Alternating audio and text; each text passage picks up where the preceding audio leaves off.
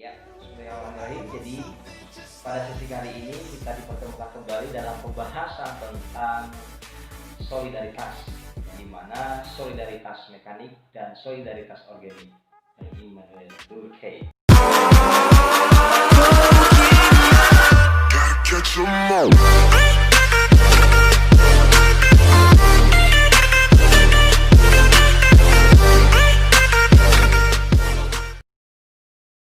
Ya, oke. Jadi kita dipertemukan kembali dalam sesi ini dan kita akan membahas tentang solidaritas. Solidaritas yang kita akan bahas adalah solidaritas mekanik dan solidaritas organik yang dipopulerkan oleh Durkheim, ya, yang kemarin sebelumnya kita sudah bahas bahwa Durkheim adalah bapak sosiologi kedua tentang fakta sosialnya. Fakta sosialnya itu adalah solidaritas mekanik dan solidaritas organik.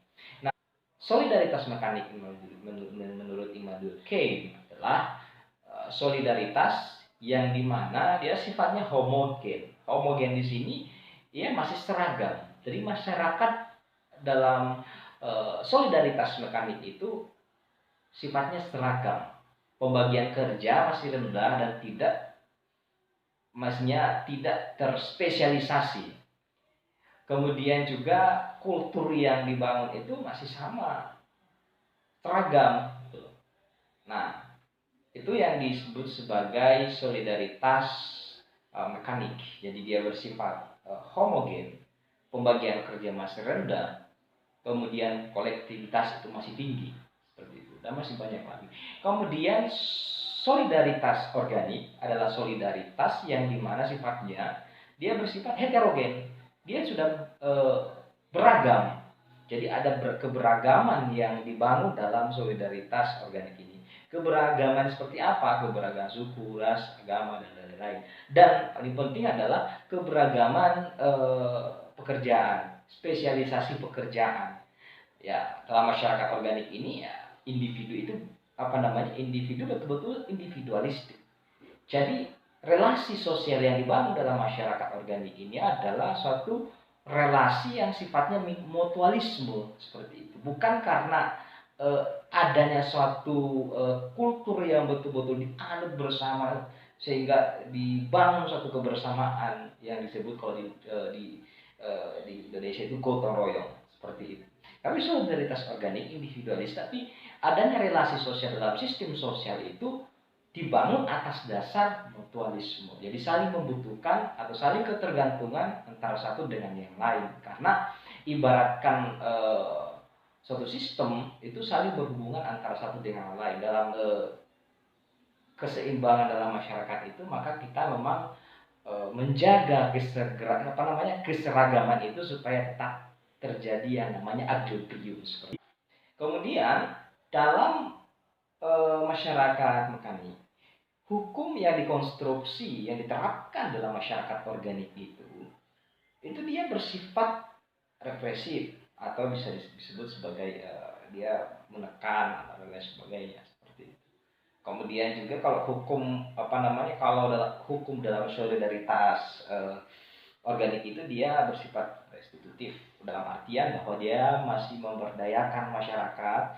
Jadi istilahnya diberdayakan kembali karena orang yang mendapatkan hukuman ini tidak menutup kemungkinan ketika dia kembali ke masyarakat masih fungsional untuk masyarakat itu, seperti itu. Jadi terus juga